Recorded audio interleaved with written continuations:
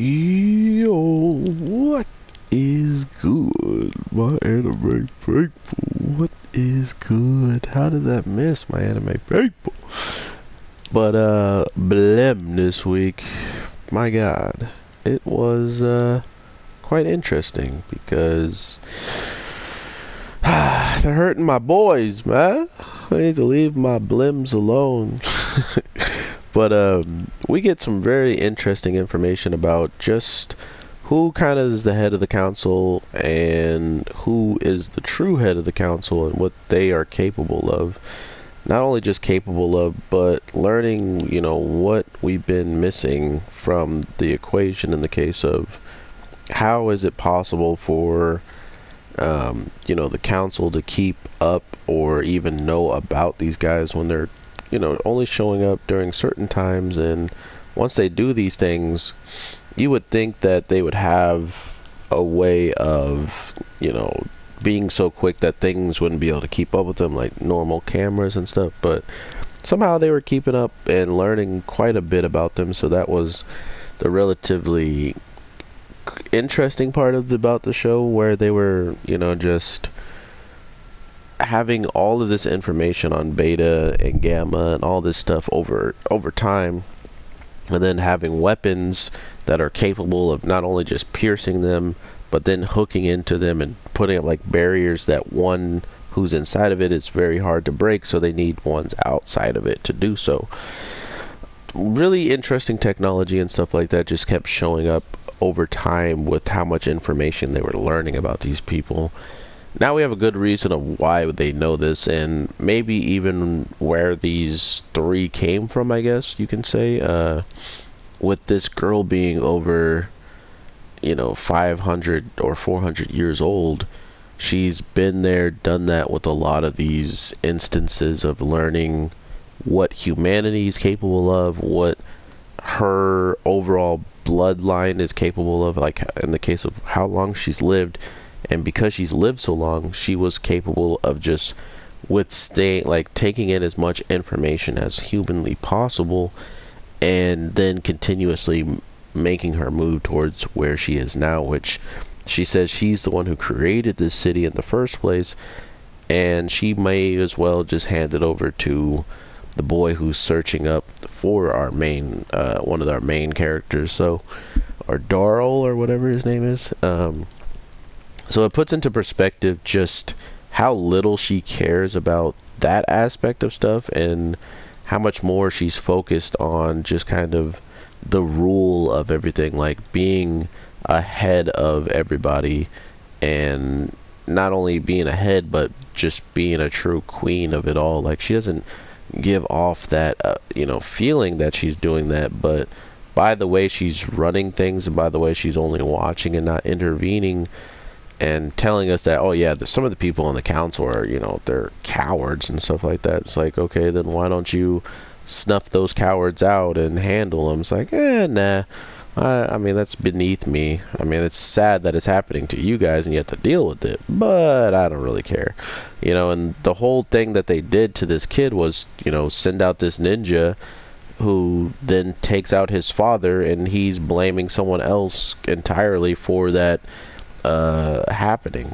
So not only are they cowards, they'll put the blame on someone else, and get, not even put the blame on someone else, but they'll get lucky enough that the blame will get placed on someone else and get out scot-free, not even thinking it was the council in the first place. So it's really interesting in that regard, and I think they have quite a bit to still tell us through it. But the best part of this show came from Blim's trust of the humans, Blim's like overall understanding of what humans go through on a day-to-day basis, and what they already kind of bring to the table just to survive, just to live happy lives, just to get out of a situation that they need to get out of. All of these things are very, very big moments because our lives are so fragile. And when he's talking about being attacked or even being killed, he won't die. So it almost comes down to this dark point of, what the girl was saying who lived for over 400 years is saying is she learned what immortality was. So maybe Blim and these three have that to a certain degree with how much of their regeneration they have, with all the power they have, and all this different monstrosity stuff that they have within them that they still haven't really learned about in general, because whatever she's doing is something they've never seen, nothing they've ever dealt with, right? Like all of a sudden she's just blinking her eyes and you can't move. You're being completely restrained. So I think we're looking at the creator of, you know, these humanoid monsters and stuff, and I think she was trying to create her own family after being alone probably for 400 years or something along those lines, or I don't know. But I do like where this is going in the grand scheme of allowing the piece of crap who's been working his butt off, killing innocent civilians who are even helping out in his cause by calling him and telling him where, you know, he may have seen people. All of this different stuff he's doing just because he's in the council and he's working with the higher ups. He now is in a position where he's seen that Blim and, you know, Beta and Gamma are not even the only ones, and the person that they've been working for at the top of the top is also one of them, you know. So what do you do now? And that's kind of like the $1 million question after they see this, right? They're like, wait, you're one of them, you know. And she's not even caring about them either. She's attacking as if, you know, they're all, if you're in the way, you're in the way, like you're an enemy pretty much. So I really do respect that, but I was actually kind of mad and heated when they took my guy, they took Blim away. I was like, oh, come on, bruh, really? And Gamma and Beta got away? How did you guys not get him out of there?